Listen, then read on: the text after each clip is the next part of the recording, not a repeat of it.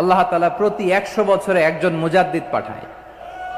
প্রতি 100 বছরে একজন মুজাদ্দিদ, যিনি সমাজকে সংস্কার করেন। আল্লামা দেলোয়ার হোসেন সাঈদী রাহিমাহুল্লাহ ছিলেন তেমন একজন মুজাদ্দিদ। চিৎকার করে বলেন ঠিক কিনা?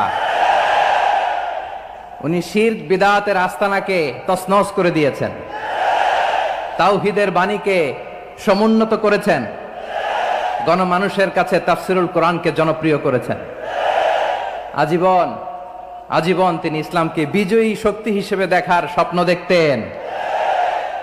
এত প্রাঞ্জল ভাষা, এত চমৎকার আধুনিক প্রেজেন্টেশন, গণমানুষের কাছে কোরআনের তাফসিরকে এভাবে জনপ্রিয় করে তোলার মতো ব্যক্তিত্ব আল্লামা সাঈদী ছাড়া দ্বিতীয় কেউ এই বাংলার ভূখণ্ডে নাই।